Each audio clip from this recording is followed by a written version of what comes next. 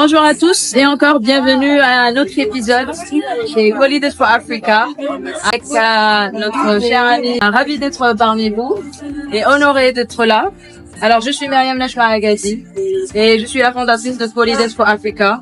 Je vous embarque dans une série de podcasts et d'interviews 100% live, spontanés et bien sûr avec des esprits inspirants, engagés, avec des bâtisseurs, des rêveurs et des leaders.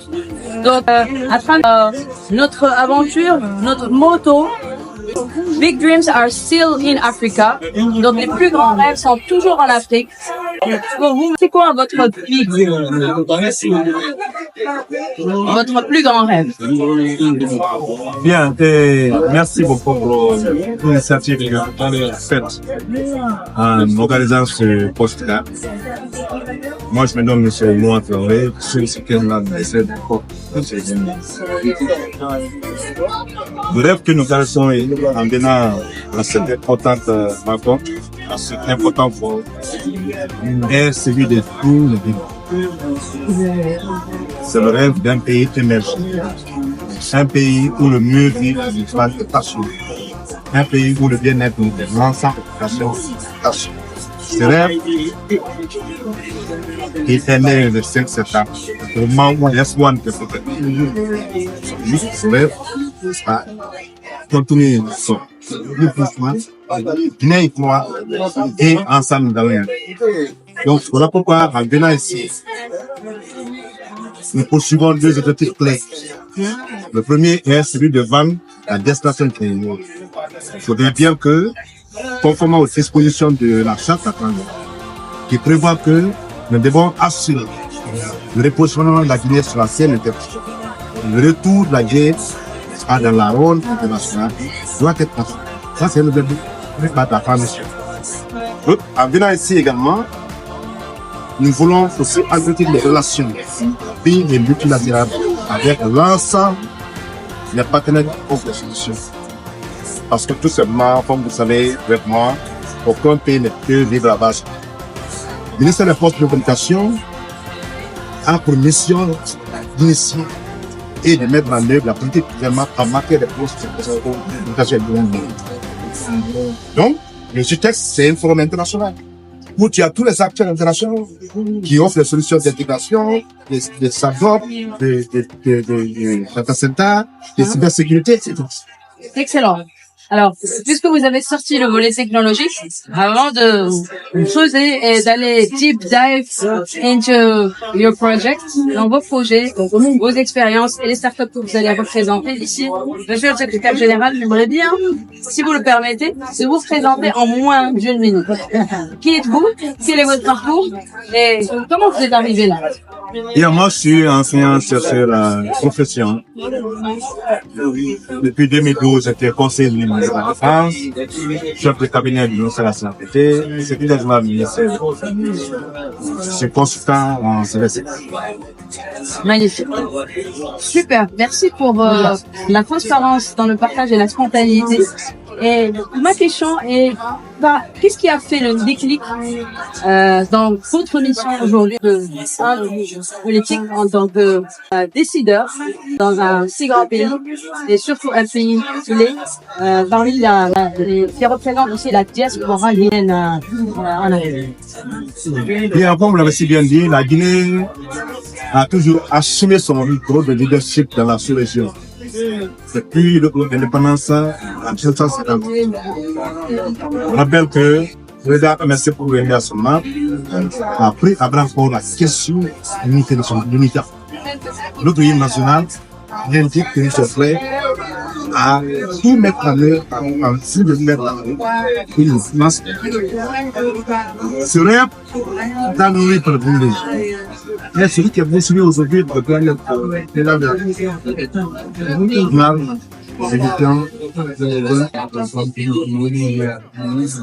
donc, ce rêve, nous le caressons aujourd'hui. Et si vous permettez, avec le programme le projet selon le 2040, il y a toutes les composantes essentielles qui sont définies et dont la mise en œuvre va nous permettre effectivement de retrouver, d'aider le pays a trouvé son lustre. Si vous avez vu dans notre attente, nous avons défini les 5 axes majeurs, n'est-ce pas? Quels sont les 5 axes majeurs? Ça veut dire questions de l'agriculture, l'éducation, la culture, les infrastructures, la santé. Donc, chaque axe de la vision Simango intègre des projets structurants, des projets intégrateurs, dont la mise en œuvre permettront évidemment au pays de retrouver son lustre, voire faire mieux en vue d'assurer le bien-être. C'est ça la mission. Très très intéressant, straight to the point, vraiment clair et net. Maintenant, je vais passer à votre style de leadership en tant que dirigeant, en tant que manager. Quelles sont vos valeurs en tant que leader, en tant que chef d'équipe? Ok.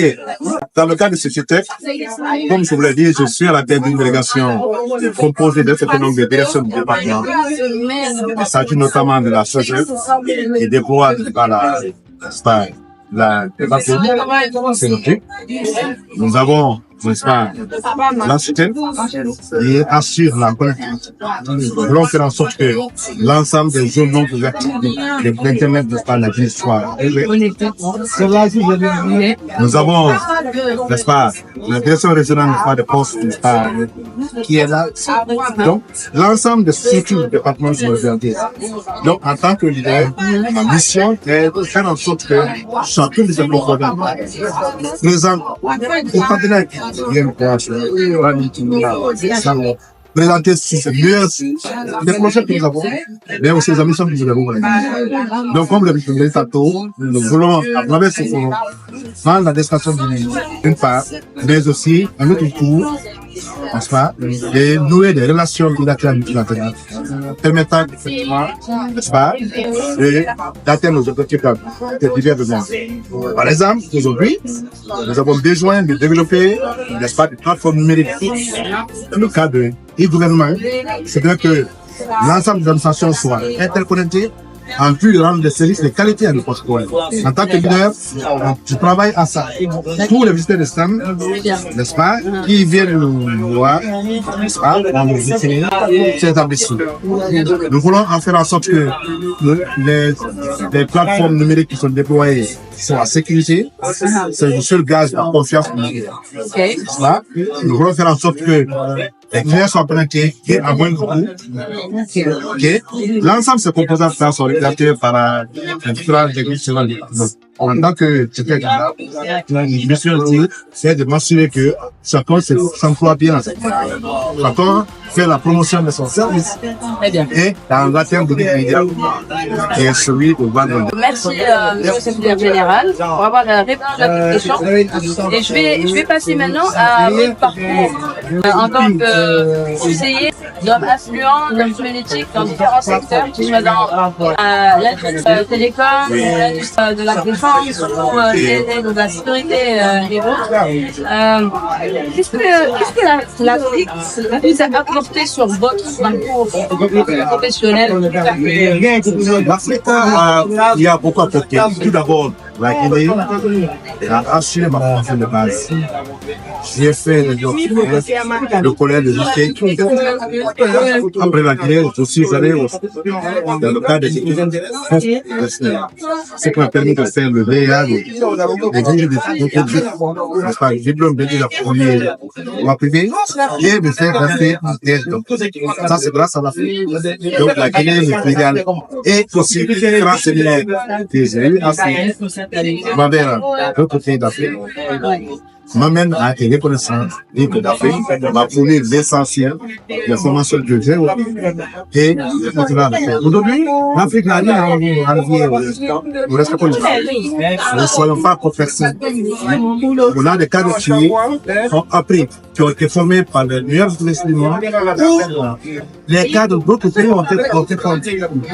Donc le reste, c'est une question de prendre notre d'assumer notre responsabilité. Donc on a des cadres dans tous les domaines où nous avons l'astrologie, en agriculture, en technologie, comme vous l'avez si bien constaté. Dans cette rencontre-là, on voit beaucoup de startups, beaucoup de d'innovation, qui sont le fruit des efforts. Excellent. Vous avez sorti le mot innovation. Là, je vais vous poser une autre question. Quelle est l'innovation ou l'idée qui vous a inspiré le plus durant le GITEC? Maintenant, puisque vous êtes cher, bien sûr, vous êtes guinéen, vous allez me dire il y a l'innovation guinéenne. Je vais vous poser deux questions. Alors, donnez-moi une innovation, une idée qui vous a inspiré de la diaspora guinéenne et une autre de notre diaspora. Le constat majeur, c'est l'Afrique avance. Le constat majeur que je fais à travers ma participation est que l'Afrique, en matière de technologie, aujourd'hui, après avoir fait le tour de l'histoire, de l'ensemble des stands installés. L'Afrique est dans le déploiement des sources, que ce soit la bonne, les applications, les cybersécurité. L'Afrique est entièrement présente. Deux, et on essaie d'implémenter, de domestiquer des solutions d'ailleurs qui ne sont pas aujourd'hui de nature à garantir notre souveraineté numérique du point de vue. Donc, ce point-là, l'Afrique avance avec des solutions innovantes et domestiquées. C'est bien, question de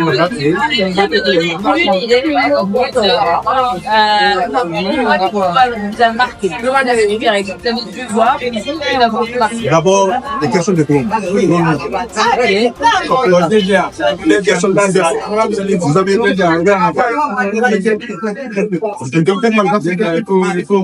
matière d'Afrique. Hier, c'était pas le cas. On avait toujours allé se laisser pour sécuriser nos applications, nos réseaux et nos data centers. Aujourd'hui, en Afrique, vous avez ça, il faut qu'on a découvert des solutions. Donc, l'Afrique est véritablement des en mutation technologique, n'est-ce pas? Et avec cette solution, si ce n'est pas le cas, il y a des intérêts. Alors, avant de finir, je vais vous demander un dernier mot ou un message pour la jeunesse panafricaine. La jeunesse panafricaine, elle est présente. Et les solutions dont je viens de signaler et qui sont remarquablement africaines sont à l'origine des jeunes, de la jeunesse africaine. La plupart des jeunes gens qui sont dans les stands aujourd'hui en train de faire ces choses, ils n'ont pas plus de 45 ans. Donc la jeunesse africaine est en effet, elle tient sa place. Elle assume son rôle et il appartient à nous. Il n'y a pas connu assez d'innovation dans le domaine de start-up. Il faut qu'on essaie d'implémenter ces valeurs. La culture du travail. La jeunesse doit, si vous voulez, être caractérisée par une culture du travail, une culture de rendement, une culture de l'innovation. Et ça, on a un rôle. Voilà pourquoi nous avons déjà initié ce qu'on la semaine numérique, d'une part, mais aussi le prix intel pour encourager la participation. Il y a 3 à 4 mois derrière nous, on a primé une dizaine de films qui ont présenté à la fois des solutions liées à la santé, des solutions liées au transport, des solutions liées aux infrastructures, même aux autres. Donc la jeunesse guinéenne n'est pas à rester par rapport à cette proposition. Mais encore une fois, elle a besoin de plus de soutien. Elle a besoin d'économie dans un cadre structuré qui puisse effectivement permettre l'émergence des talents de l'innovation. Ça, c'est un foulard que nous, en tant que responsables politiques, nous devons assumer et nous devons tout mettre en œuvre afin de l'élever. Merci pour ce message puissant et inspirant de ta jeunesse panafricaine et j'espère que vous allez bien écouter, réécouter et lire entre les lignes tout ce qui a été dit. Et maintenant, avant de clôturer, je vais proposer Je suis secrétaire général de Piquet du Cap. Voilà. Et là, vous avez une question en français et la rédaction. Si vous voulez bien la lire à haute voix. Ici, la question est la suivante. Quel est ton plus grand rêve? Ferme les yeux et dis le plus grand rêve pour l'Afrique. Le plus grand rêve pour l'Afrique, c'est la souveraineté dans le monde. L'Afrique veut être souveraine et développer.